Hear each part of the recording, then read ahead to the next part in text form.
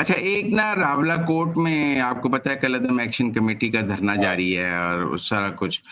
अब वहाँ पे ख्वाजा मेहरान साहब ने तकरीर की है वही कि फ़ौज में बगावत होनी चाहिए, नीचे कश्मीर की जो कश्मीरी फ़ौज में हैं उन्हें हुक्म नहीं मानना चाहिए और ये सब कुछ तो उस पर बड़ा ह्यू एंड क्राई है और वो कह रहे हैं उनके ऊपर गद्दारी का पर्चा, सेडिशन चार्जेस का पर्चा होना चाहिए। एक ट्रेंड सा ही बन गया। आपको पता है जब पीटीआई थी उसने भी ये चलाया था कि फ़ौजी बात ना माने अपने जर्नैलों की। वो आपको याद है शहबाज गिल ने भी एक बीपर दे दिया था, फिर आदिल राजा वगैरह भी ये कहते रहे। एक ट्रेंड ही बन गया है कि लोग पाकिस्तान की फ़ौज में बगावत कराने की फ़ौरन सियासी तहरीकों में कोशिश की जाती है। देखिए मैं एक बात कैटेगोरिकली आपको बता सकता हूँ, क्योंकि मेरा आपसे या किसी भी एंकर से इस मामले में ज्यादा तजुर्बा है और मैं क्लेम कर रहा हूँ, और वो है फौज। क्योंकि मेरा हुँ, बाप भी फौजी, मेरे भाई भी फौजी, मेरे कजन्स भी फौजी, मेरे भतीजे भी फौजी। तो मेरी तो हुँ, तीन तीन चार चार जनरेशन जो हैं इस फौज में रही हैं और हुँ, अभी भी हैं।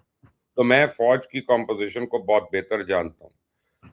आप इस फौज में खुदा ना खास्ता बगावत नहीं करा सकते। आप लोग अपने देखें, ये 21वीं सदी है, लोग अपनी राय जरूर देंगे, ओपिनियन जरूर देंगे, डिस्प्लेजर भी शो करेंगे, और फौज का कल्चर जो है वो ऐसा डेवलप हो गया है मुख्तलिफ सतहों पे कि लोग ओपनली बात कर सकते हैं। इवन जवान जो है, वो जब बड़ा खाना होता है यूनिट का, तो वो खड़ा होकर सीओ को बड़े टफ सवाल पूछ लेता है, ये क्यों, तो हुँ, वो क्यों, और उसको जवाब देना पड़ता है उनको। फौज का एक अपना एहतसाब का अमल है, लेकिन वो एक जमहूरी इदारा नहीं है, उसको रेजिमेंटेशन में चलना है। और पाकिस्तान फौज की जो स्ट्रेंथ है वो है ही उसकी रेजिमेंटेशन, और है ही उसकी उसकी ट्रेनिंग।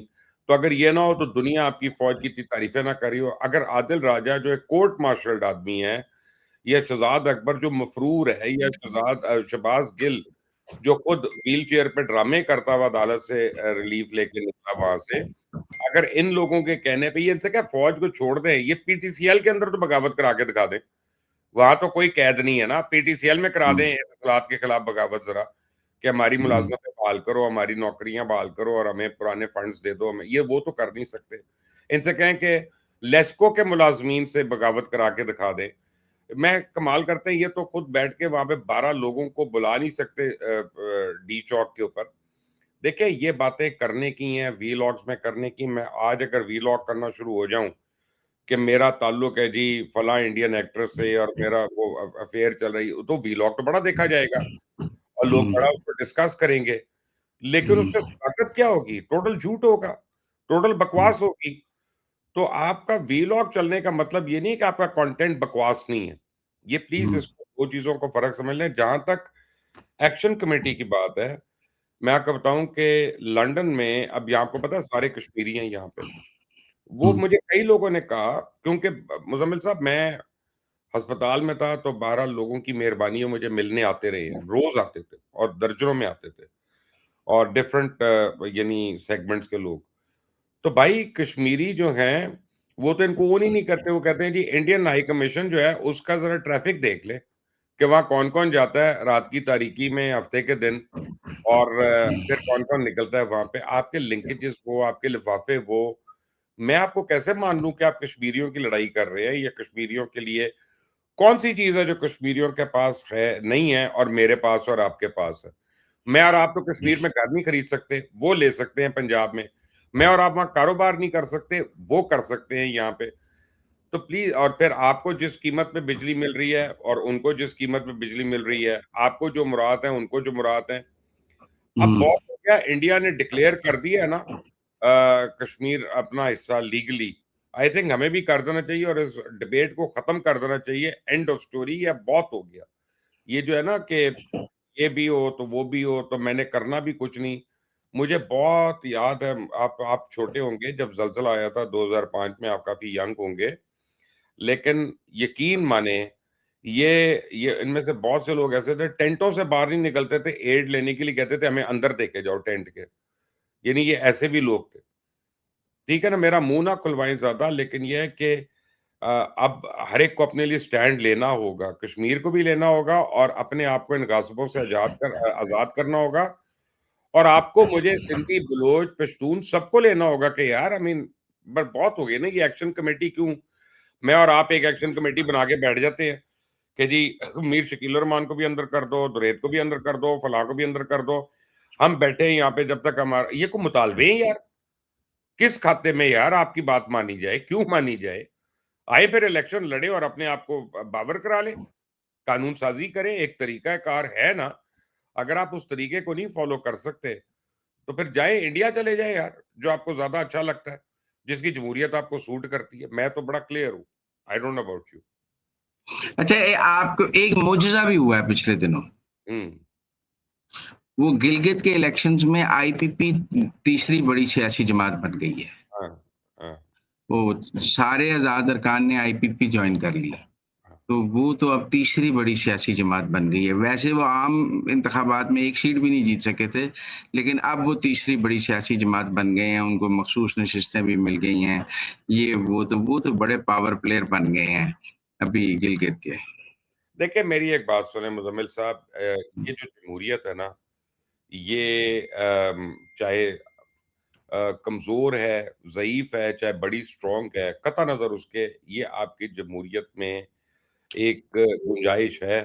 अब ये अलीम खान की आप एक बात कर रहे हैं आईपीपी, तो मुझे तो लगता है कि वो ज़रदारी साहब के इतना करीब रहे हैं ना, सब कुछ ज़रदारी साहब से उन्होंने सीख लिया। पहले हम कहते थे एक ज़रदारी सब पे भारी, अब कहना हुँ, पड़ेगा एक अलीम सब पे भारी, या कोई और अपना हुँ, उसका ख्याल, एक अलीम सब पे हलीम, या कुछ इस तरह का हुँ, सोचना पड़ेगा नारा। लेकिन fact of the matter is के जब भई अगर आप इमरान खान के खिलाफ वोट ऑफ नो कॉन्फिडेंस से शाकी हैं, तो आप अभी शहबाज शरीफ के खिलाफ वोट ऑफ नो कॉन्फिडेंस कर लें, मिला लें सारों को, हुँ, ठीक है ना? हुँ, आपके पास वो हक है, आपके पास वो तरीक़ा-ए-कार भी है। तोड़-फोड़, जलाओ-घिराओ, डिसेंट या जो है आप समझें कि बगावत जो है ना, वो उसका हल नहीं है। मैं इस वक़्त कल रात को स्काई टीवी देख रहा था। स्काई टीवी 2 घंटे ये बताता रहा कि क्यों अगले हफ्ते केर स्टार्मर को रिज़ाइन कर देना चाहिए। शायद वो करे, शायद वो ना करे, लेकिन ये जमहूरियत की खूबसूरती है कि हर किस्म की डिबेट चलेगी। मैं और आप डिबेट कर सकते हैं कि शुज़ा फ़ातिमा को रिज़ाइन करना चाहिए कि नहीं करना चाहिए, हुँ, लेकिन हमें उनके साथ बदअख़लाक़ी करने का कोई राइट नहीं है। उनके घर के हुँ, बाहर धरना देने का हमें हक नहीं है। ये 2 मुख़्तलिफ़ हुँ। तो आपके ख़्याल में अब अभी तो पीपल्स पार्टी जो जो है वो नून से वोट उधार लेके अपना वज़ीर-ए-आला ला रही है। पर आपको नहीं लगता किसी स्टेज पे आईपीपी और पीएमएलएन मिलकर गिलगित की हुकूमत बना लेंगे और पीपल्स पार्टी आउट हो जाएगी? देखिए, ये तो जब फ्रैगमेंटेड गवर्नमेंट्स होती हैं ना, तो उसमें तो हमेशा ये बात रहती है। मंजूर भट्टू मरहूम साहब ने 17 या 18 सीटों के साथ पूरे पंजाब की हुकूमत चलाई थी, ठीक है ना? ब बन उन्होंने हुँ, उससे पंजाब को उन्होंने अपने यानी उसके ऊपर हुकूमत कर ली। और आपको याद होगा कि इत्तेफ़ाक फाउंड्री इत्तेफ़ाक की उन्होंने वहाँ पे दीवारें-शवारें भी गिरा दी थी, सब कुछ कर दिया था हुँ, घर की। तो ये होता रहता है, वो आज आए वो कल ना आए, अगर आते हैं और हुकूमत गिरा देते हैं तो मेरा और आपका फायदा है, हमें एज रिपोर्टर्स हमें मवाद मिलता रहेगा बात करने के लिए। लेकिन हुँ, लेकिन देखें, मुझे नहीं लगता, मुझे लगता है कि आईपीपी जो है वो जो भी करेगी ना, अब इसको लेवरेज को यूज करेगी फेडरल गवर्नमेंट के लिए।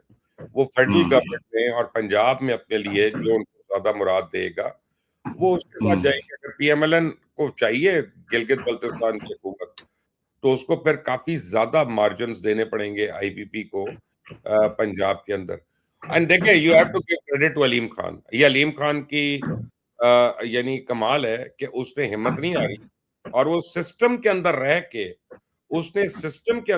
के उसने वहाँ पे आके अपनी फ़ोर्स बना ली और स्ट्राइक कर लिया। यही हुँ। पीटीआई को भी सीखना चाहिए कि अगर आप सिस्टम का हिस्सा है ना, तो सिस्टम को आप अपने लिए इस्तेमाल कर सकते हैं, बजाय इसका कि आप सिस्टम पैकअप करने के चक्कर में रहें।